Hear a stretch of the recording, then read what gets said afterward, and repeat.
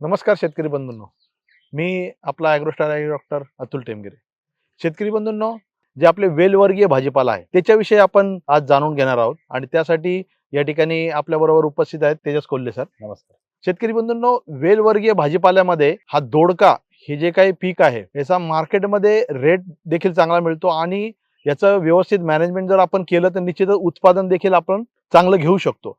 परंतु हे वेलवर्गीय भाजीपाला करत असताना बऱ्याचशा समस्या पण त्याचे सर येत असतात उत्पादनामध्ये. बरोबर. जसे की व्हायरसची समस्या असेल, नागाळींच्या समस्या हो, असतील, हो. किंवा मग अन्नद्रव्य व्यवस्थापन असेल. कारण की हे आपण मांडव पद्धतीमध्ये करत असतो आणि याच्यामध्ये ज्या समस्या येतात त्याचं जर आपण निराकरण व्यवस्थितरित्या जर केलं तर आपण उत्पादन चांगलं चांगलं घेऊ शकतो. घेऊ शकतो. तर आता महाराष्ट्रामध्ये मला असं वाटतं बऱ्याच ठिकाणी दोडक्याची लागवड होते. हो. परंतु काही अशी स्पेसिफिक एरिया आहे का ज्या ठिकाणी याची लागवड मोठ्या प्रमाणामध्ये घेतली जाते आणि हंगाम म्हणजे कोणत्या हंगामामध्ये जर आपण दोडक्याची लागवड केली तर आपण जे मार्केट आहे किंवा बाजारभाव आहे आपल्याला चांगला भेटू शकतो. तुम्ही हंगामाचा विचार केला तर वेलवर्गीय पिकं म्हणजे जे काकडी वर्गीय जेवढी काही पिकं आहे, मग त्याच्यात कलिंगड असेल, काकडी, दोडका, दुधी, कारली, गिलके ही सगळी पिकं आहेत. तर ही वेलवर्गीय पिकांना जे हवामान मानवत नाही ते म्हणजे फक्त थंडीचे तेवढे 2-3 महिने. म्हणजे साधारणपणे ऑक्टोबर महिन्यापर्यंत लागवड करू शकतो. नोव्हेंबर, डिसेंबर हे 2 महिने जर सोडले तर मग आपण याची वर्षभर लागवड करता येईल. म्हणजे साधारणपणे 10 महिन्याची लागवड करते. आणि जर विभाग म्हणाल तर जो आपला विदर्भ किंवा खानदेशचा जो भाग आहे, मराठवाड्याचा काही भाग आहे, तर तिथं प्रचंड तापमान आहे. तर तिथं एक तापमानाचा आणि थंडीचा कालावधी सोडून बाकी 6 महिने तिथं लागवड करते.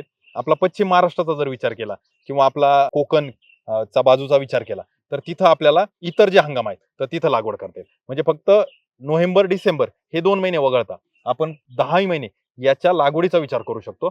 आणि बाजारभावाचा जर विचार तुम्ही केला तर सगळ्यात जास्त याला मागणी असणारा कालावधी किंवा सगळ्यात कमी उत्पादन किंवा कमी संख्येने बाजारात येणारा माल, तर त्याच्या लागवडीचा जर विचार केला तर साधारणपणे जानेवारी फेब्रुवारी मध्ये जर आपण लागवड केली, फेब्रुवारी महिना असेल किंवा मार्च महिना असेल, तर त्यावेळेसचं जे येणारं उत्पादन आहे त्यावेळेस आपल्याला मागणी प्रचंड असेल आणि तेवढा पुरवठा बाजारात नसेल, म्हणून भाव चांगला मिळू शकतो.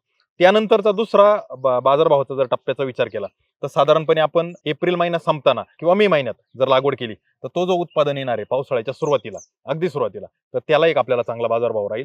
जून महिन्यापासून पुढे जर लागवडीला आपण गेलो तर मग त्यावेळेस मोठ्या प्रमाणात लागवडी असणार आणि त्याचा जो काही बाजारामध्ये असणारा पुरवठा आहे तर तो प्रचंड असेल. हा झाला एक भाग. दुसरं, आता बरेचसे शेतकरी दोडक्याची जी लागवड करतात तर ती पहिल्या पिकाचं उत्पादन घेतल्यावर दुसरं म्हणजे टोमॅटो सारख्या पिकाचं उत्पादन घेतल्यावर दुसरं रिले क्रॉप म्हणून दोडक्यासारख्या पिकाची निवड करतात. तर मग टोमॅटोचा वगैरे सीझन पण त्यावेळेस संपलेला असतो. रब्बी हंगामातला टोमॅटो आहे ते संपल्यानंतर पावसाळी हंगामात दोडका येण्याची शक्यता आहे. मग त्यावेळेस आपल्याला जून पासून पुढे जर लागवड गेली तर जून, जुलै, ऑगस्ट, सप्टेंबर या लागवडीला तुलनेने बाजार कमी राहील. जानेवारी, फेब्रुवारी या महिन्यातल्या लागवडीला बाजार भाव चांगला राहील आणि परत एकदा एप्रिल मेच्या लागवडीला पण एक बाजारभाव ठीकठाक राहील. अशा पद्धतीने आपण लागवडीचं नियोजन करू शकतो. निश्चितच म्हणजे शेतकरी बंधूंनो, जानेवारी फेब्रुवारी मध्ये जर लागवड केली आणि एप्रिल मे मध्ये ह्या 2 लागवडीला बाजारभाव चांगला राहू शकतो. फक्त नियोजन आपल्याला या वेळेला त्या पद्धतीने करणं या कालावधीमध्ये काळजी पण तितकीच घेण्याची गरज आहे. कारण का ज्यावेळेस तापमान खूप प्रचंड वाढते किंवा बाकीचे जे काही समस्या आहेत तर ते आपल्याला सांभाळण्यासाठी फार काळजीपूर्वक नियोजन करावं. म्हणजे जसं की आपण थंडीमध्ये जसं तुम्ही म्हणले त्यावेळेला वेल वाढीचा जो वेग असतो तो खूप मंद म्हणून आपल्याला तो नोव्हेंबर, डिसेंबर कालावधी टाळला. परंतु जसं उन्हाळ्यामध्ये जास्त तापमानामुळे देखील वाढीवर परिणाम होत असेल, अन्नद्रव्य अपटेकवर किंवा येणाऱ्या कीड रोगावर त्याचा विपरीत परिणाम होतो. म्हणजे जसं थंडी वाढ मंदावते तसं उन्हाळ्याचं तापमान साधारणपणे 35 डिग्री 38 डिग्री पर्यंत तापमानात चांगल्या पद्धतीने पीक तग धरू शकतं.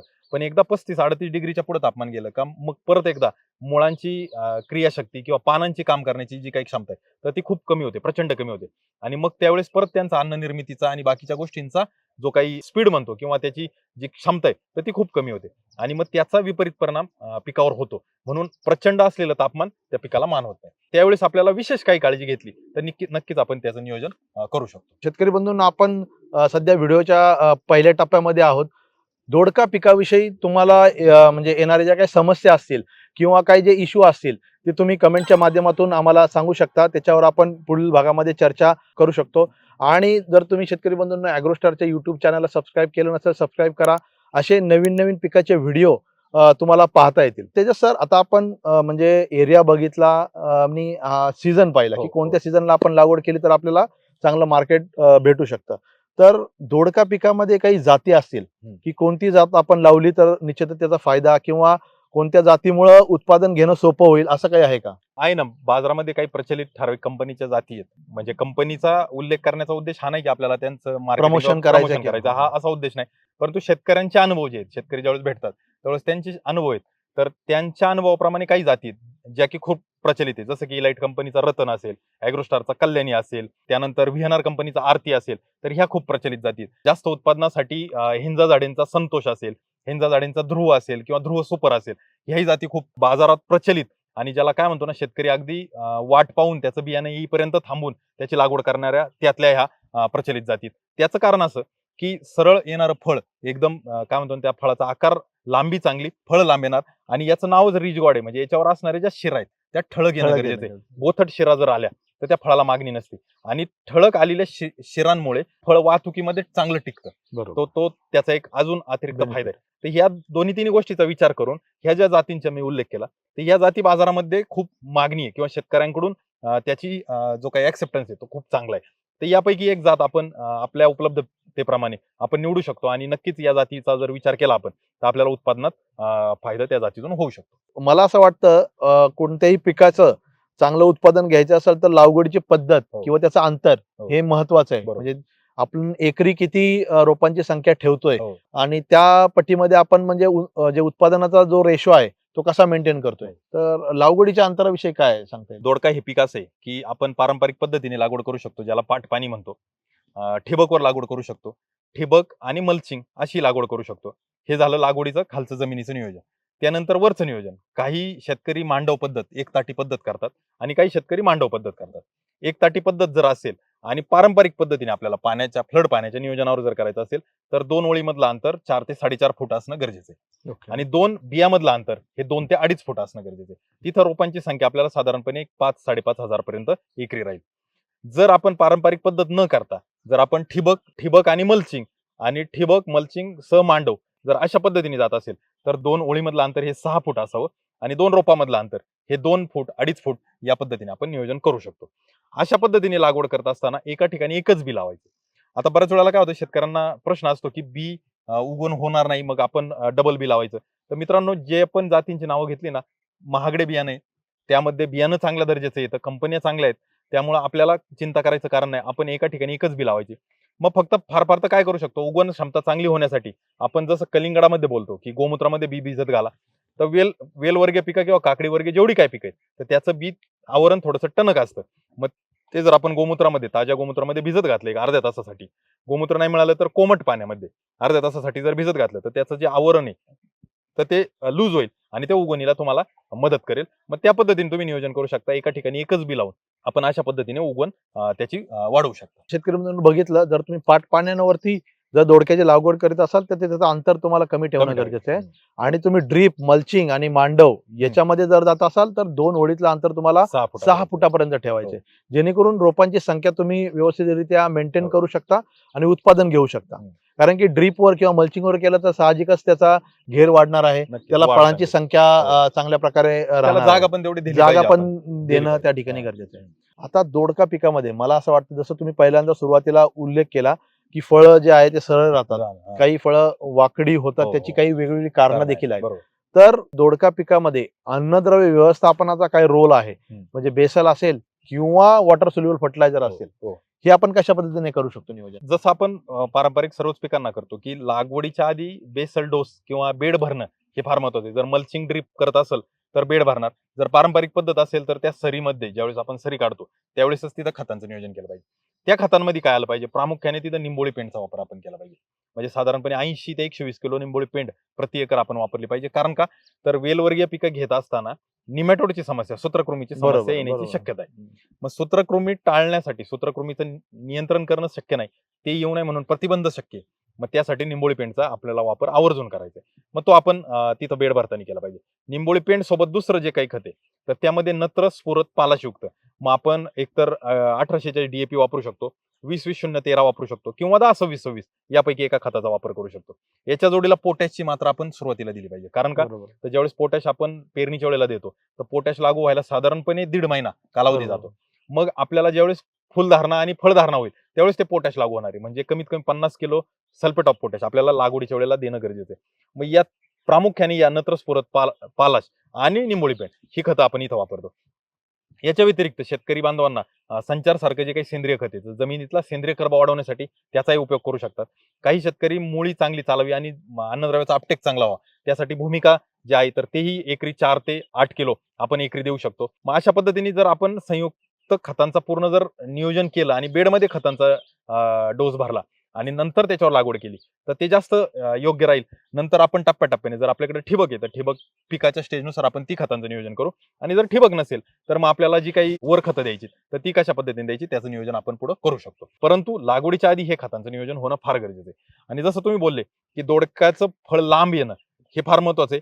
फळ कमी लांबीचं आणि जास्त जाड चालत नाही तर त्याची जेवढी जास्त लांबी आणि सडपातळ फळ तेवढं तुम्हाला बाजारात मागेल. तर ते येण्यासाठी दोडका पिकाला जे काही कॅल्शियम सारखा अन्न घटक आहे तर तो वेळच्या वेळी मिळाला पाहिजे.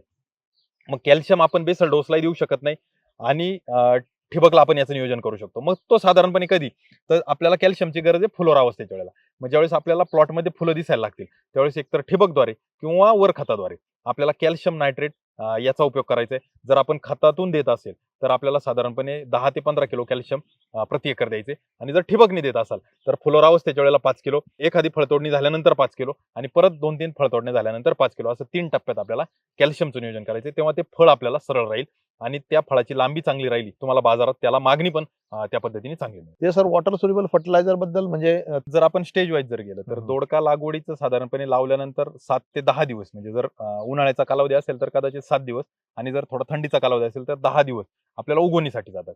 एकदा का वेलीची उगवण होऊन 2 पानाच्या पुढे पान निघालं आणि शेंडा चालू झाला की आपल्याला विद्रव्य खतांचं नियोजन चालू करते. बेसल डोस जो आपण दिलाय तो भरणारच आहे आपण. पण विद्रव्य खत देत असताना मग सुरुवातीला आपण 19-19 चा वापर केला पाहिजे. जोपर्यंत फुल प्लॉटमध्ये दिसत नाही तोपर्यंत 19-19 आपल्याला वापरायचं जेणेकरून आपला वेल चांगल्या पद्धतीने वाढेल. याला आपल्याला फुटवा करायची गरज नसते. सरळ वेल वाढणं सुरुवातीच्या कालावधीमध्ये गरजेचं असतं. मग 19-19 चा वापर आपल्याला करायचा.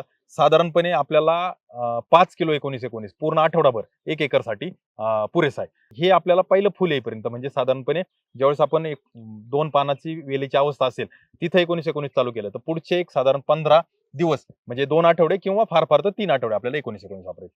ज्यावेळेस फुल दिसायला चालू होईल त्यावेळेस आपल्याला 19-19 ऐवजी 12-61 वापरायचे. 12-61 जर वापरलं तर त्यामध्ये काय होईल फुलधारणा वाढेल आणि त्यावेळेस आपल्याला फुटव्यांची जी संख्या आहे ती वाढेल. जर मांडवावर आपले नियोजन असेल किंवा तारकाठी जर आपली वेल चांगला वरती गेला तर आपल्याला त्याचा शेंडा खोडणं गरजेचं आहे. 12-61 वापरायच्या वेळेला जर आपण शेंडा खोडला तर त्याचा परिणाम काय होईल होणाऱ्या फुटव्यांची संख्या जास्त होईल. फांद्या बरोबर फांद्या जास्त येतील आणि जेवढे फुटवे तेवढी फुलांची संख्या आणि तेवढी तुम्हाला फळांची संख्या वाढेल. जर आपली जमीन काळी आहे आपल्याकडे वेलीचा जोम खूप जास्त आहे तर 19-19 ला पर्याय आपण 13-40-13 हाई करू शकतो जेणेकरून तिथं वाढ सोबतच फुटवाही चांगला होईल. परंतु फुल आल्यानंतर आपल्याला 12-61 हे खत चालू करायचे आणि फुल यायच्या अवस्थेला आपल्याला कॅल्शियम बोरॉन हे आवर्जून तिथं वापरायचे. त्यानंतर वेलवर्गीय पीक असल्यामुळे आपल्याला 5 किलो मॅग्नेशियम प्रत्येक आठवड्याला म्हणजे साधारणपणे पुढच्या 3 महिन्यात आपल्याला मॅग्नेशियमचा 5-5 किलो असं 25 किलो पर्यंत मॅग्नेशियम आपल्याला 1 एकरला जाणं गरजेचं आहे आणि ते प्रत्येक आठवड्याला जर आपण दिलं तर त्याचा जास्त फायदा आपल्याला होईल.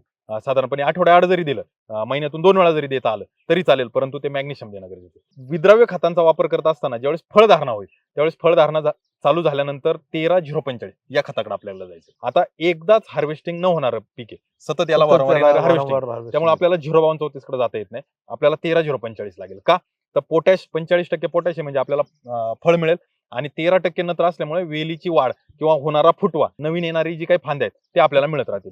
तर अशा पद्धतीने 13-045 कडे जायचं. जेव्हा आपल्याला वाटेल की आता एकतर बाजारात मागणी कमी आहे किंवा आपल्याला आता हा प्लॉटचं नियोजन कमी करायचे त्या परिस्थितीमध्ये आपण 052-34 वापरू शकतो. मग त्या परिस्थितीमध्ये आपल्याला नवीन येणारे फुटवे कमी येतील असणाऱ्या फळाची जे काही वजन आहे ते आपल्याला थोडंसं जास्त मिळेल आणि मग आपण आपला प्लॉट थांबवू शकतो. तर सुरुवातीला 19-19 किंवा 13-40-13 नंतर 12-61 नंतर 13-045 अशा पद्धतीने आपण विद्रव्य खतांचं नियोजन जर केलं तर नक्कीच आपल्याला फायदा होईल. हे करत असताना आपल्याला फवारणीतून पण काही खतं देता येऊ शकतात.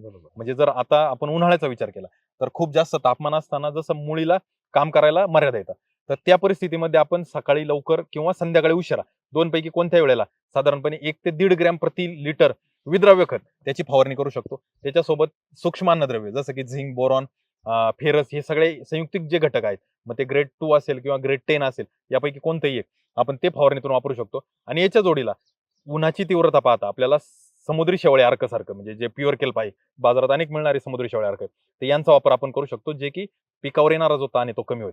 मग ही फवारणी साधारणपणे फुलोरावस्थेमध्ये आणि फळ काढणीच्या अशा 2 किंवा 3 वेळा जर आपण याची फवारणी जर केली, मग विद्रव्य खत पण निवडताना तुम्ही 13-0-45 निवडू शकता, 052-34 वाढ चांगली असेल तर ते निवडू शकता, किंवा बाकीचे काही स्पेशलाइज ग्रेड आहेत जसं की 10-20-20 ग्रेड आहे, 60-49 ग्रेड आहेत, भरपूर सारे असे बाजारात उपलब्ध आहेत. यापैकी एक ग्रेड निवडू शकता, ज्याच्या सोबत आपल्याला समुद्री शेवळे अर्क आणि सूक्ष्म अन्नद्रव्याचं मिक्सचर हे जर फवारणी केली तर त्याचाही परिणाम चांगला मिळतो. फक्त काळजी एवढीच घ्यायची, वेलवर्गीय पीक आहे, याचं पानं खूप नाजूक असतात. त्यामुळे आपल्याला खतांचा किंवा बाकीचे जे काही फवारण्या करतो त्यामध्ये एकापेक्षा जास्त घटक ज्यावेळेस मिक्स करतो तर त्या आपल्याला विचारपूर्वक करायचं. त्याविषयी आपण मागील काही व्हिडिओमध्ये पण चर्चा केलेली. आणि एकाहून अधिक जास्त घटक ज्यावेळेस मिक्स करतो त्यावेळेस आपल्याला जे प्रमाण ठेवायचं औषधांचं ते कधीही चुकवायचं नाही. म्हणजे उदाहरण द्यायचं झालं तर विद्रव्य खतांमध्ये काही शेतकरी 3 ग्रॅम 5 ग्रॅम पर्यंत पण वापरतात, पण वेलवर्गीय पिकाला चुकूनही इतकं मोठं प्रमाण वापरायची गरज नाही. 1 ग्रॅम पासून 1.5 ग्रॅम पर्यंत सगळे मिळून घटक प्रति लिटर पाण्यामध्ये फार फार तर 5 ग्रॅम होतील. म्हणजे तुमचे 3 घटक आहे तर तिन्ही मिळून 5 ग्रॅम पर्यंत तुम्ही जाऊ शकता. पण एकच घटक 5 ग्रॅम, दुसरा घटक 2 ग्रॅम, तिसरा घटक परत 2-3 ग्रॅम, तर असं चालणार नाही. तर ही थोडीशी काळजी आपल्याला ह्या वेलवर्गीय पिकांच्या बाबतीत घ्यायची. तर तेजस सरांनी अगदी सविस्तर फर्टिलायझर मॅनेजमेंट जे आहे दोडका पिकामध्ये अगदी सविस्तर आपल्याला या ठिकाणी सांगितलेलं आहे.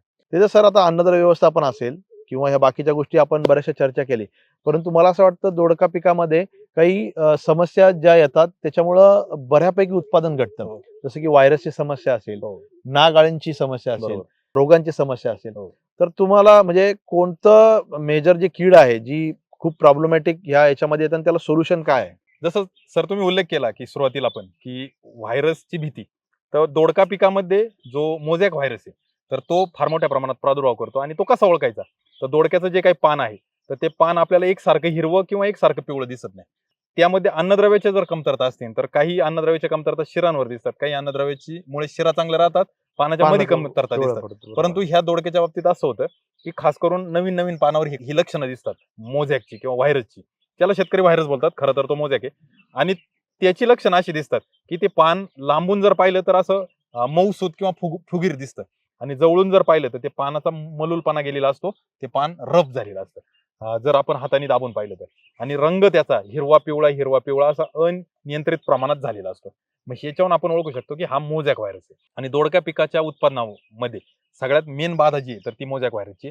आणि हा व्हायरस पसरवण्याचं काम काही अंश बियाण्यातून आणि जास्त प्रमाणात जी पांढरी माशी आहे, खास करून जी चंदेरी पांढरी माशी, त्याच्यातून हे होत असतं.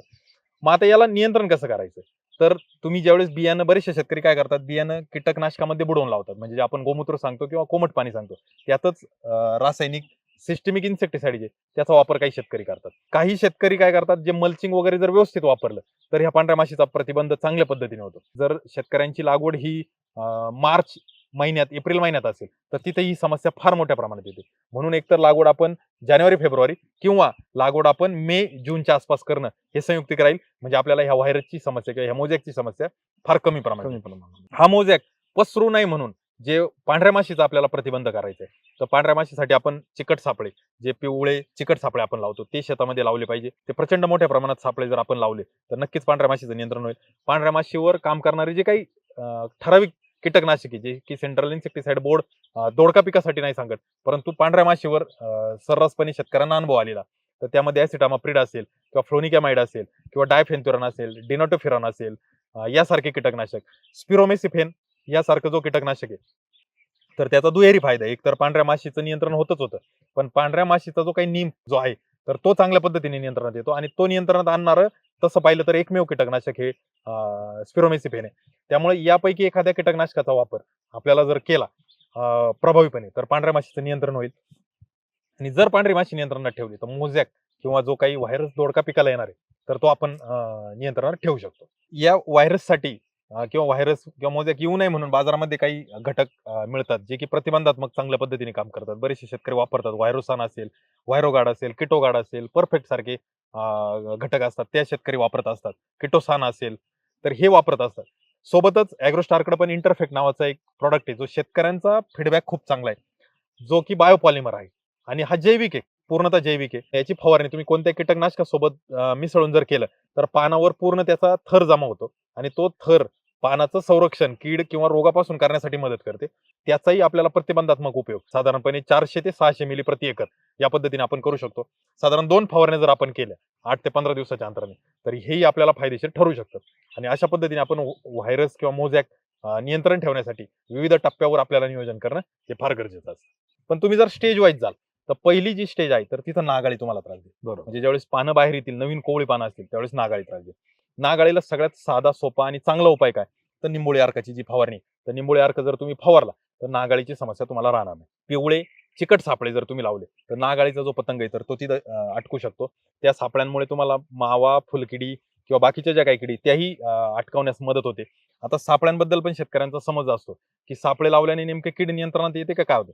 तर सापळ्यांचे जे काही तंत्र आहे, म्हणजे ज्याला इंटिग्रेटेड पेस्ट मॅनेजमेंट म्हणतो, याचा उपयोग आपण कशा पद्धतीने करतो. फक्त आपल्याला ऑब्झर्व करायचे, म्हणजे काय निरीक्षण करायचे, कोणती कीड आपल्या प्लॉटमध्ये आहे. तर आपण 5 सापळे लावायचे वेगवेगळ्या ठिकाणी. 1 एकरमध्ये 5 सापळे लावले तर त्या सापळ्यांचा आपण रोज किंवा दिवसाआड जाऊन अभ्यास करायचा की याच्यावर कोणती कीड आपल्याला दिसते. ती कीड ओळखायची आणि त्यानुसार कीटकनाशक आणून फवारणी करायची. जर आपल्याला कीडच नियंत्रणात आणायची तर आपण 5 सापळे लावून चालणार नाही. मग त्यावेळेस आपल्याला 15, 20, 25 सापळे आपल्या शेतामध्ये असले पाहिजे, जेणेकरून आपल्याला कीटकनाशक फवारणीपूर्वी बरीचशी कीड त्या सापळ्यांवर जाईल आणि तिथं आपल्याला नियंत्रण मिळेल. तर अशा पद्धतीने आपल्याला नियोजन करायचं. तर पहिल्या स्टेजमध्ये नागाळी आपल्याला ही त्रासदायक ठरते. दुसरी जी स्टेज येते ती फुलोरावस्थेची स्टेज.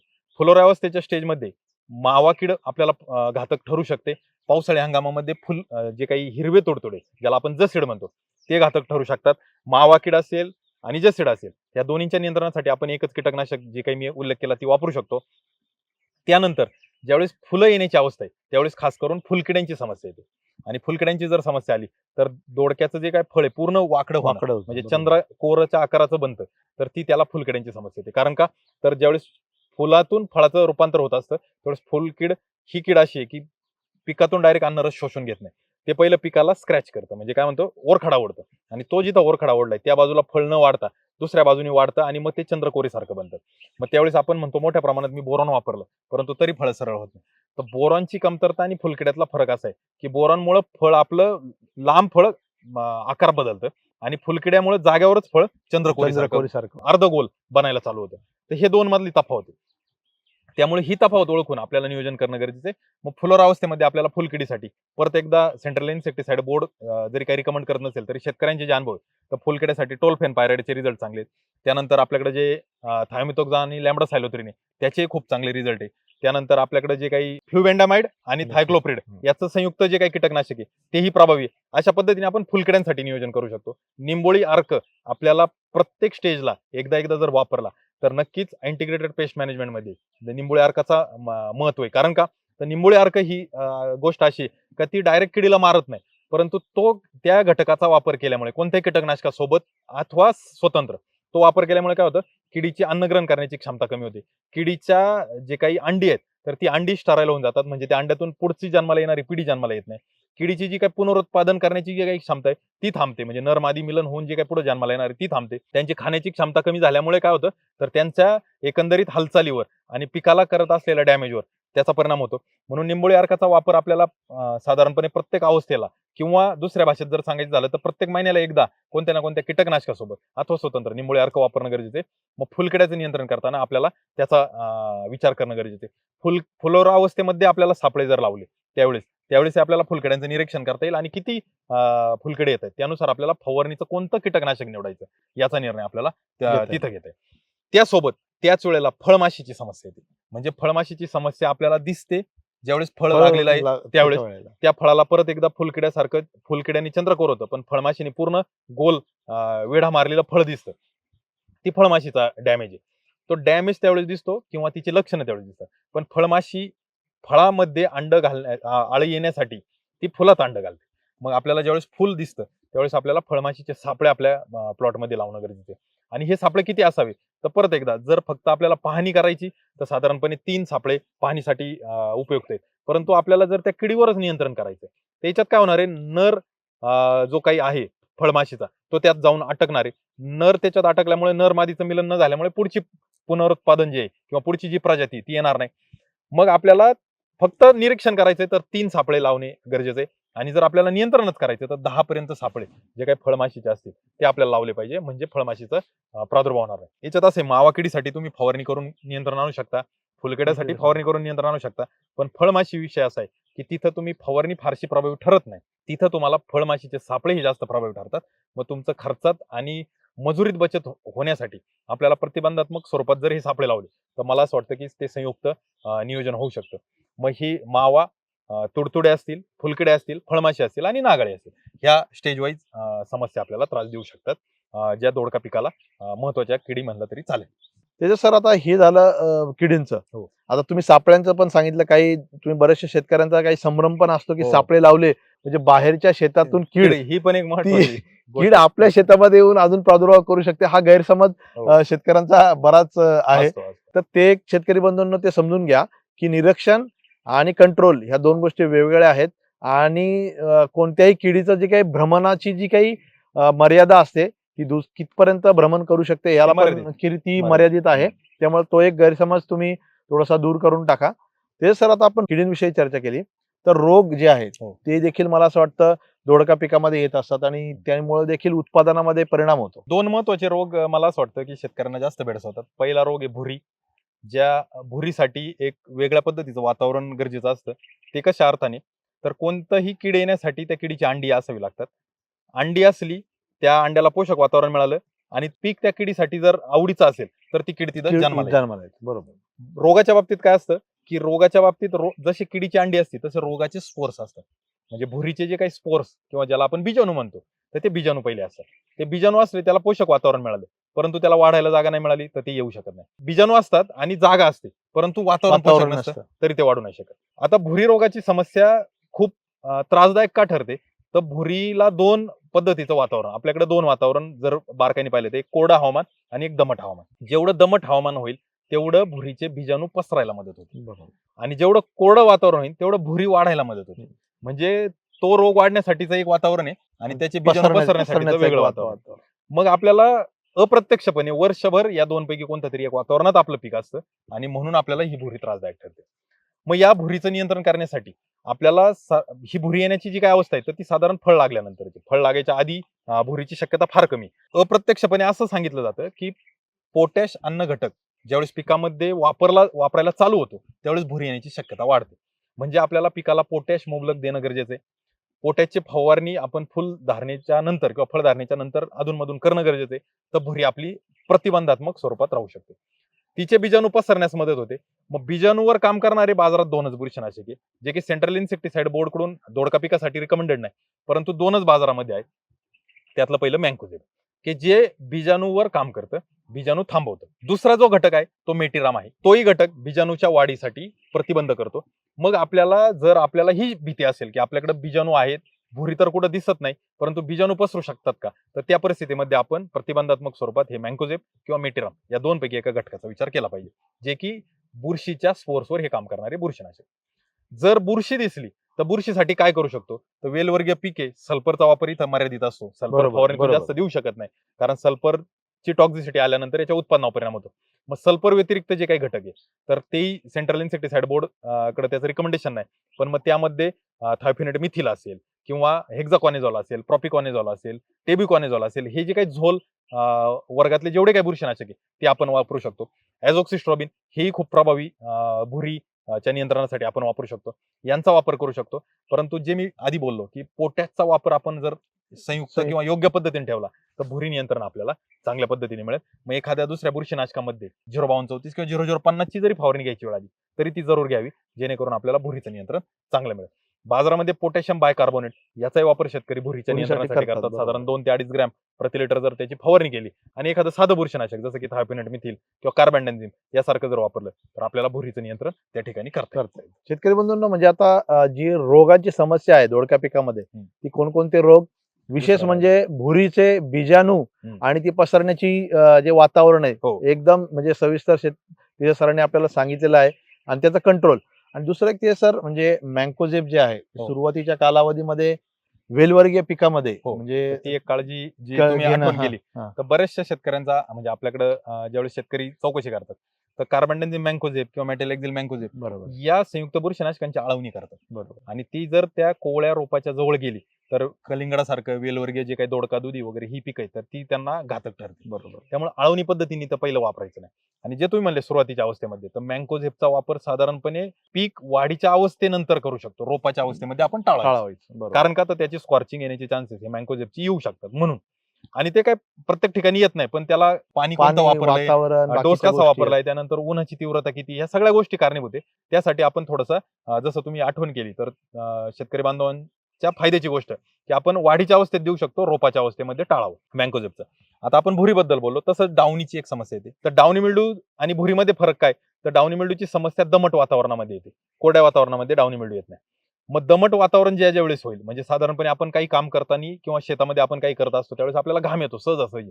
तर सहजासहजी आलेला घाम समजून घ्यायचं की दमट वातावरण आहे आणि ते डाउनीसाठी पोषक वातावरण आहे. भुरीसाठी चालणारे बुरशीनाशक डाउनीसाठी चालत नाही आणि डाउनीसाठी चालणारे भुरीसाठी चालत नाही. त्यामुळे भुरीचं नियोजन करताना वेगळे आणि डाउनीचं डाउनीचं नियोजन करताना वेगळे. आता दोन्हींच्याही बीजाणूवर, भुरी असेल की डाउनी असेल, दोन्हींच्याही बीजाणूवर काम करणारं मँकोझेब आहे, दोघांच्याही बीजाणूवर काम करणारं मेटिराम आहे. याचा वापर आपण करू शकतो.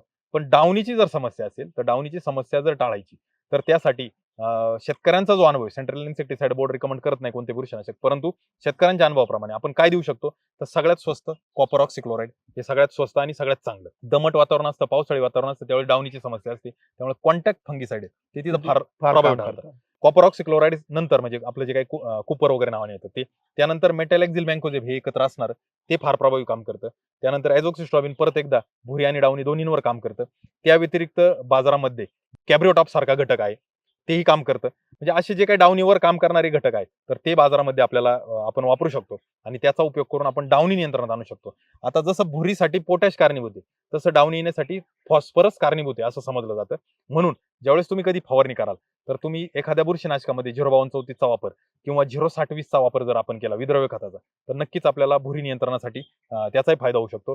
काही शेतकरी फॉस्फरिक ऍसिड वापरतात, काळजीपूर्वक जर आपण फॉस्फरिक ऍसिडही जरी वापरलं डाउनी नियंत्रणासाठी आपल्याला तेही मदत करू शकतो. शेतकरी बंधूंनो म्हणजे आता बऱ्याचशा गोष्टी दोडका पिकाविषयी जे येणाऱ्या समस्या आहेत त्याविषयी आपण चर्चा सरांबरोबर केलेली आहे. त्यांनी एक संयुक्त असे सोल्युशन्स उपाययोजना आपल्याला या ठिकाणी दिलेल्या आहेत. परंतु मला असं वाटतं ते जसं दोडका पिकामध्ये जे आपण वेल वगैरे म्हणजे आंतरमशागत म्हणतो त्याचा पण मला असं वाटतं उत्पादनामध्ये नक्कीच होतो. म्हणजे महत्वाचा हो. रोल आहे. कारण की जसं वेल वाढतो तसं मला असं वाटतं फळ सेटिंग जे आहे ते खालूनच पिकाला होत बरोबर, असते. बरोबर. तर आपल्याला कधीपर्यंत ते फळ जे आहे ते झाडापासून विलग करणं गरजेचं आहे किंवा जी फळं लागतात वरती हो, मांडव हो. जर असेल आणि जर ते फळ मोकळं नाही केलं तर ते वाकडं होण्याची होण्याची शक्यता पण आहे. हो. तर ते आंतरमशागतीबद्दल काय तुमचं म्हणणं आहे? आता दोडका पिकामध्ये जे आंतरमशागतीचा उल्लेख तुम्ही केला तर पहिलं सगळ्यात महत्वाचं ज्यावेळेस तुम्ही दोडक्याची लागवड करता त्याचा बाळी बाहेर येण्यापूर्वीच आपल्याला बांधण्याची व्यवस्था केली व्यवस्था पाहिजे. करणं गरजेचं. आता तुम्ही त्या वेलीला बांधू शकत नाही, मग प्रत्येक वेलीच्या शेजारी बारीक काडी रोवली पाहिजे आणि तिथं सुतळ बांधून ती त्या वेलीच्या शेजारून सुतळ वरती नेली पाहिजे, जेणेकरून पहिली बाळी बाहेर पडली की ती बाळी त्या वेलीचा त्या सुतळीचा आधार घेईल आणि वरती जाईल. जोपर्यंत वेल वरती चाललाय तोपर्यंत त्याला येणारा साईडनी कोणतीही फूट ठेवायची नाही, फक्त एकच शेंडा वरती जाऊन द्यायचा जोपर्यंत आपला मांडव येत नाही तोपर्यंत. जेव्हा मांडवाच्या जवळ ती वेलीचा शेंडा पोहोचेल त्यावेळेस शेंडा खोडायचा आणि त्यातून जे काही दोन फांद्या बाहेर निघतील ते आपण दोन बाजूला दोन करायचे, एक उजवीकडे एक डावीकडे किंवा एक पुढे एक पाठीमागे, अशा पद्धतीने आपण नियोजन करू शकतो. आता तुम्ही जो उल्लेख केला की वरतून फळ खाली आलं पाहिजे तर यासाठी आपल्याला हे वळण पद्धत जी म्हणतो आपण पिकाच्या नियोजनामध्ये आंतरमशागतीत वळण आणि छाटणी या दोन फार महत्वाच्या बाबी असतात. ही वळण जी पद्धत आहे ती आपण कसं देतो, कशा पद्धतीने वेल पसरवतो याच्यावर अवलंबून आहे की खाली खाली किती फळ येणार. किती येणार आहे. जर बरोबर. चांगल्या पद्धतीने आपण वळण दिलं, दोन बाजूला दोन वेली काढून दिल्या आणि ते त्याला मोकळीक जर दिली तर नक्की तुमचं फळ खाली येण्याची जी काही शक्यता आहे ती जास्त राहील आणि जेवढं फळ खाली लटकत राहील तेवढे त्या फळाची गुणवत्ता, फळाची क्वालिटी, लांबी ही तुम्हाला चांगली मिळेल आणि फळाचा आकार तुम्हाला सरळ मिळेल. जर गुंता झाला तर ते फळ तुम्हाला अडचणीचा आणू शकतं. मग त्यासाठी आपण अधूनमधून आंतरमशागत म्हणून ती फळं खाली करणं किंवा त्या फळाला अडथळा होत असेल तर काही छाटणी करायची गरज पडली तर ती करणं गरजेचं आहे. काही शेतकऱ्यांचं म्हणणं असतं की खालची पानं किती ठेवायची किंवा हो, फळ ते फळ बरोबर. खालपासून कुठं धरायचं. धरायचं. तर फळ धरण्याची जी अवस्था आहे तर ती मांडवावर गेल्याशिवाय फळ धरू नये. खालचं फळ जर तुम्ही धरलं तर त्याची लांबी कमी आणि त्याची जाडी जास्त होईल आणि बरोबर. त्याची गुणवत्ता फारशी मिळणार आहे. आणि खाली पानं ठेवायची का नाही ठेवायची तर याच्यात कसं असतं, कोणत्याही पिकामध्ये सिंक आणि सोर्स असे दोन घटक असतात. सोर्स म्हणजे काय, पिकाला तुम्ही जे काही अन्न घटक देताय, जमिनीतून देताय, फवारणीतून देताय किंवा पीक स्वतःचं अन्न बनवते ते पीक साठवतं कुठं, तर ते साठवण्याची पण त्याची एक व्यवस्था असते, तर ती जुनी पानं असतात. म्हणजे पिकाच्या बुडाकडची जी काही पानं आहे, तर ते अन्न घटक साठवण्यासाठीच त्यांचं रचनाच झालेली असते. मग तो त्यांचा सोर्स असतो, ते तिथं साठवलेलं असतं. आणि ते जर पान तुम्ही काढायचं म्हणाल, तर त्यातून तुम्ही अन्नद्रव्य त्या पिकांनी साठवलेली तुम्ही घेऊन टाकताय. परंतु हे काढणं दोडका पिकासारख्या पिकात गरजेचं पडतं का? तर ज्यावेळेस तुम्ही फवारणी करता त्यावेळेस तुम्ही काळजीपूर्वक फवारणी वरती करता, पण खालच्या पानाकडे तुम्ही दुर्लक्ष करता, किंवा जमिनीवरचे जे काही कीड किंवा रोग असतील ते त्याचा खालच्या प्रादुर्भाव पानावर लवकर मोठ्या येतात. प्रमाणात येऊ शकतो. मग त्यासाठी ज्यावेळेस दोडका वेल वाढत असतो त्यावेळेसच आपल्याला खालच्या पानाकडे लक्ष ठेवायचे. खालचं कोवळच पान असतानाच आपल्याला काढत ठेवायचे, शेंड्याकडची पानं चालू ठेवायची आणि साधारणपणे जमिनीपासून 2 फुटावर तरी आपल्याला पान ठेवायचं नाही, जेणेकरून त्याच्या अन्न साठ्यावर जरी बाधा आली तरी पण आपल्याला पानांची निरोगी किंवा वेल निरोगी ठेवण्यासाठी याचं गरज पडते. फवारणीचं नियोजन आपल्याला व्यवस्थित करता येतं. खाली कोणतीही फूट येऊन द्यायची नाही. मांडवावर ज्यावेळेस वेल जाईल तिथपासून पुढे आपल्याला फुटी सांभाळायच्या आणि जर फुटवा कमी असेल तर वेळोवेळी शेंडा खोडायचा, जेणेकरून आपल्याला फुटवा होईल आणि आपला मांडवावर वेल पसरेल. आणि जेवढा वेल पसरेल तेवढी सावली चांगली होईल आणि उन्हापासून फळांचं संरक्षणही आपल्याला चांगल्या पद्धतीने करता येईल. ते सर अजून एक मुद्दा राहिला की जे वेलवर्गीय पीक आहे, हो. पाणी व्यवस्थापन, हो. हा पण महत्वाचा मुद्दा आहे. म्हणजे बरोबर. तुमच्या जमिनीच्या प्रकारानुसार वेलवर्गीय पिकाला पाण्याचं किती नियोजन म्हणजे प्रभावी ठरू शकतं? आता जर ठिबकवर नियोजन आहे तर शेतकरी पाण्याचं नियोजन करत असताना बरेच शेतकऱ्यांचे आपल्याला म्हणजे फोनवर किंवा बरेच भेटल्यावर विचारतात की मी आता पीक फुलोर अवस्थेत आहे, किती पाणी देऊ, फळ अवस्थेत आहे, किती पाणी देऊ. आणि बऱ्याच व्हिडिओतून आम्ही सांगत असतो की पिकाला पाण्याची गरज काय, तर पिकाला जी अन्न निर्मिती करायची ते अन्न निर्मिती करत असताना त्याच्यासाठी लागणारं पाणी तेवढं पीक घेतं. बाकीचं पाण्याचं काय करतं, तर तुम्ही दिलेलं पाणी मुळाद्वारे शोषलं जातं आणि पिकाच्या पानाच्या पाठीमागे जी पर्णरंध्र आहे तर त्यातून ते पाणी बाहेर टाकलं जातं, म्हणजे उत्सर्जन केलं जातं. मग आता पिकाला पाण्याची गरज जर ठिबक आहे तर तुम्हाला दिवसाआड पाणी देणं गरजेचं आहे. आठवड्यातून 1 दिवस वगैरे पाणी चालणार नाही. दिवसाआड पाणी देणं गरजेचं आहे. फार फार तर 2 दिवसानंतर 3ऱ्या दिवशी पाणी देणं गरजेचं आहे. आणि जमिनीचा पोत कसा आहे, म्हणजे तुमची जमीन काळी आहे, मध्यम आहे की मुरमाड आहे, त्यानुसार तुम्हाला त्या पाण्याचं 1 तास, 1.5 तास किंवा 2 तास फार फार तर नियोजन ठेवायला लागेल. ज्यावेळेस पुढचं पाणी द्यायला जाऊ, म्हणजे उदाहरण घ्यायचं झालं तर 1 तारखेला पाणी दिल्यानंतर आपण 4 तारखेला देणार असू, तर 1 तारखेचं पाणी दिल्यावर 4 तारखेला ज्यावेळेस पाणी द्यायला जाऊ त्यावेळेस जमिनीत थोडंफार कोरडेपणा आलेला असावा. मग समजायचं आपलं पाण्याचं सायकल बरोबर चाललं. जर तुम्ही 1 तारखेला पाणी दिलं आणि 4 तारखेला पाणी देताना जमिनीत ओलच असेल तर समजून घ्यायचं आपल्याकडून पाणी जास्त होतंय. तर मग आपल्याला पाण्याचा कालावधी कमी करायचा, अंतर नाही वाढवायचं, कालावधी कमी करायचा. म्हणजे 1 तासाऐवजी आपण कदाचित 30 मिनिटवर यायचे किंवा 20 मिनिटवर यायचे. जर तुम्ही 4 तारखेला पाणी द्यायला गेले आणि जमीन पूर्ण कोरडी झाली, वेल सुकलेत, तर समजून घ्यायचं की थोडंसं पाणी कमी पडते. मग आपल्याला 1 तासाऐवजी 1.25 तास किंवा 1.5 तासाकडे जायला लागते का ते बघायचं. हे जमिनीचा पोत, पिकाची अवस्था आणि असणारं वातावरण या तिन्हींवर ते ठरतं. आणि हे तिन्हींवर ठरत असल्यामुळे कोणी तुम्हाला तोंडी सल्ला देण्यापेक्षा आपण आपल्या पिकाचं निरीक्षण करून हे पाण्याचं जर नियोजन केलं तर मला असं वाटतं की आपलं पीक हेल्दी राहील. पाण्याचं नियोजन व्यवस्थित केलं तर किडीवर, रोगावर आणि सगळ्यात महत्वाचं तुम्ही वापरत असलेले अन्नद्रव्य ही वाया न जाण्यावर सगळ्यात महत्वाचं काम होईल. आणि ती वाया न गेल्यामुळे तुमच्या पिकाचं जे काही तंदुरुस्ती ती जास्तीत जास्त चांगली राहील. म्हणून पाणी मोजून मापून आणि गरजेइतकं जर तुम्ही दिलं तर तुमचं पीक निरोगी राहू शकतं. शेतकरी बंधूंनो, म्हणजे पाणी देखील दोडका पिकामध्ये आपल्याला जमिनीच्या प्रकारानुसार किती द्यायचे, कशा पद्धतीने द्यायचे ते तेजस सरांनी आपल्याला सांगितलं. तेजस सर, अजून एक महत्वाचा मुद्दा दोडका पिकामध्ये किंवा कोणत्याही वेलवर्गीय पिकामध्ये येत असतो. ज्यावेळेला फळाची सेटिंग होते, हो. सेटिंग झाल्या फळ पिवळं पडून किंवा काळं पडतं आणि सडायला लागतं. हो. मग त्याचं जे काही उत्पादन आहे, म्हणजे बऱ्याचशा शेतकऱ्यांना बऱ्याच मोठ्या प्रमाणामध्ये याचा सामना करावा लागतो. आणि मला असं वाटतं 30 ते 40% जे उत्पादन आहे ते खराब होतं. त्याच्यामध्ये वाया जातं किंवा खराब होतं. तर ते काय, म्हणजे त्याचं रिझन काय, कारण काय? वेलवर्गीय जे पीक आहे तर तिथं पॉलिनेशन होणं गरजेचं आहे, म्हणजे परागीकरण. तर परागीकरण चांगलं व्हावं यासाठी नर मादी फुलांचं गुणोत्तर चांगलं असावं, हा पहिलं आपल्याला लक्ष द्यायचं. त्या लक्ष देत असताना ज्यावेळेस आपला वेल साधारण 2 पानाचा आणि 4 पानाचा असतो त्यावेळेस आपण तिथं अल्फा नॅप्थेलिक ऍसिटिक ऍसिड हे जे काही संजीवक आहे तर त्याची एखादी किंवा गरजेप्रमाणे दुसरी फवारणी करणं गरजेचं आहे. 2 किंवा 4 पानाचा वेल असताना त्यावेळेस त्याची फवारणी केल्यामुळे पिकामधलं नर मादी फुलांचा गुणोत्तर जे ते ठरतं. आणि ते गुणोत्तर जर चांगलं राहिलं, म्हणजे 1 नर आणि 9 मादी असं जर गुणोत्तर राहिलं तर नक्की आपल्याला फळधारणा किंवा जी काही फळांची संख्या आहे ती चांगली मिळते. आता हे झाल्यानंतर याचं परागीकरण होतं. तुमच्या लक्षात येत नाही, ज्यावेळेस भुंगे वगैरे आपल्या प्लॉटमध्ये फिरत असतात ते परागीकरण करायचं काम करतात.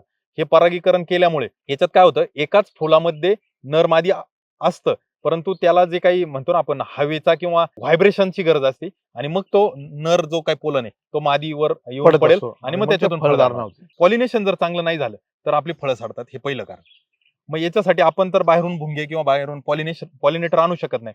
मग आपण काय करू शकतो, तर कॅल्शियम बोरॉन आपण चांगल्या पद्धतीने द्यायचा, जेणेकरून पोलनची संख्या, पोलनची गुणवत्ता ही वाढू शकते कॅल्शियमने आणि बोरॉनने. हे काम आपण करू शकतो. आता याला दुसरं कारण काय, तर जे पाण्याचं आपण बोललो होतो की पाण्याचं नियोजन जर चांगलं केलं, योग्य पाणी दिलं संतुलित, तर आपल्याला तिथं त्याचाही फायदा होतो. तिसरं कारण काय, तर बऱ्याच वेळेला असं निरीक्षणात येतं की आपण लागवड केलेली असते साधारणपणे मे महिन्याच्या पहिल्या आठवड्यात आणि आपल्याला फळधारणा होताना आलेली असती 15 जून तारीख. म्हणजे आपलं पीक पूर्ण उन्हाळ्याच्या परिस्थितीतून गेलेलं असतं आणि फळधारणेच्या वेळेला पावसाळा आलेला असतो. मग हे जे वातावरणातला बदल आहे, हा पिकावर आलेला एक अप्रत्यक्ष ताण ताण आहे. असतो, वातावरणाचा ताण. तो आपल्याला समजून येत नाही, पण त्या पिकामध्ये असतो. बऱ्याच वेळा असं होतं की आपण लागवड करतो ऑगस्ट महिन्यात म्हणजे पावसाळ्यात, आणि ज्यावेळेस फळधारणा चालू होते त्यावेळेस थंडी आलेली असते, पावसाळा संपलेला असतो. म्हणजे या वातावरणातून त्या वातावरणात जात असताना बरेचसे माणसं आजारी पडतात, सर्दी होती किंवा बाकी काय आजार होतात. त्या वातावरण बदलामुळे जो काही परिणाम आपल्यावर जसा होतो तसाच त्या पिकावर होतो. तो स्ट्रेस तिथं असण्याची शक्यता असते. म्हणून अशी जर समस्या आली तर बरेचसे शेतकरी भरपूर मोठ्या प्रमाणात महागडे बुरशीनाशक वापरतात. बरोबर. त्याचा कुठलाही काही उपयोग होत काही नाही. उपयोग होत नाही. कारण का, जर बुरशीच असेल तर ती थोडीफार तुमच्या पानावर दिसेल, नाही नवीन पानावर तर जुन्या पानावर काहीतरी लक्षण दिसते. कुठल्याही प्रकारे बुरशी याला कारणीभूत नाही.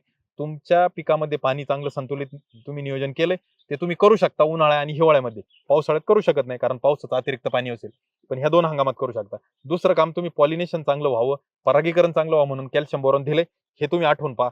आणि तिसरं काम तुम्ही करा, यामध्ये येणारा जो काही ताण आहे तर तो ताण कमी करण्यासाठी समुद्री शेवळे अर्क असेल किंवा सिलिकॉन सारखे घटक असतील, यांची तुम्ही एखादी दुसरी फवारणी घ्या आणि याच्यातून हा ताण जर कमी झाला तर ही सेटिंग होऊ शकते.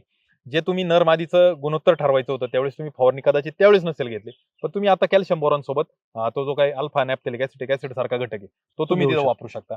अशा पद्धतीतून जर तुम्ही नियोजन केलं तर नक्की ही समस्या तुम्हाला लवकर नियंत्रणात येईल आणि तुमचं जे काही उत्पादन आहे तर जे तुम्ही उल्लेख केला की खूप मोठ्या प्रमाणात नुकसान होतं. म्हणजे सुरुवातीला असं वाटतं की पहिले 2-3 तोड्याला उत्पादनच येत नाही, बरोबर. कारण ही समस्या येते. नंतर एकदा काय वेल त्या वातावरणाशी मिळतं जुळतं झालं की मग उत्पादन यायला चालू होतं. मग ते सुरुवातीचे दिवस वाया जातात आणि उत्पादनात घट येते. तर ते होऊ नये म्हणून आपल्याला हे नियोजन करायचं. आणि मला तर असं वाटतं की याचं वाट पाहण्यापेक्षा प्रत्येक शेतकऱ्याला माहिती आहे आपण जर दोडक्याची लागवड केली तर ही समस्या आपल्याला येऊ शकते. तर त्यासाठी प्रतिबंधात्मक म्हणून आपल्याला हे नियोजन करणं फार गरजेचं आहे. निश्चितच म्हणजे मला असं वाटतं शेतकरी बंधूंनो, आज जे आपण दोडका पिकाच्या उत्पादनाविषयीच्या ज्या काही समस्या आहे किंवा दोडकाचं चांगलं उत्पादन घेण्यासाठी जे काही उपाययोजना आपल्याला करायच्या आहेत, तेजस सरांनी मला असं वाटतं अतिशय साध्या, सोप्या आणि सरळ भाषेमध्ये आपल्याला सर्व गोष्टीचा उलगडा देखील केलेला आहे आणि त्याच्यावर आपल्याला सोल्युशन काय आहे, प्रतिबंधात्मक असू दे किंवा रोग कीड आल्यानंतर त्याच्या क्युरेटिव्ह मेजर्स असू दे, या सर्व गोष्टींचं अत्यंत इत्थंभूत माहिती आपल्याला दिलेली आहे. मला असं वाटतं शेतकरी बंधूंनो, दोडका उत्पादक प्रत्येक शेतकऱ्याला ही माहिती पोहोचली पाहिजे. तर ही माहिती तुम्हाला आवडली असेल तर कमेंट जरूर करा आणि इतर शेतकऱ्यांना ही माहिती जरूर पाठवा, जेणेकरून त्यांना देखील दोडका पिकाचं उत्पादन घेत असताना येणाऱ्या ज्या समस्या आहे त्याचं सोल्युशन या माहितीच्या आधारे त्यांना मिळेल आणि नक्कीच त्यांच्या उत्पादनामध्ये भर होईल. शेतकरी बंधूंनो, नवीन नवीन व्हिडिओ आम्ही घेऊन येतच असतो. तुमचं उत्पादन आम्ही कशा पद्धतीने आमच्या जे काही टेक्निकल किंवा तांत्रिक मार्गदर्शनामुळे वाढू शकतो त्यावर आम्ही आमचा भर नेहमी राहिलेला आहे. कमी खर्चामध्ये अधिकचं उत्पादन जर आपल्याला घ्यायचं असेल तर असे व्हिडिओ तुम्हाला या ठिकाणी आमच्या ॲग्रोस्टारच्या यूट्यूब चॅनलवर पाहायला मिळतील. तर आमचा ॲग्रोस्टारचा यूट्यूब चॅनल तुम्ही अजून सबस्क्राईब केला नसेल तर सबस्क्राईब जरूर करा, कारण की हे व्हिडिओ तुमच्या शेतीच्या उत्पादनामध्ये तुम्हाला निश्चितच अतिशय मार्गदर्शक ठरणार आहे. धन्यवाद तेजस सर.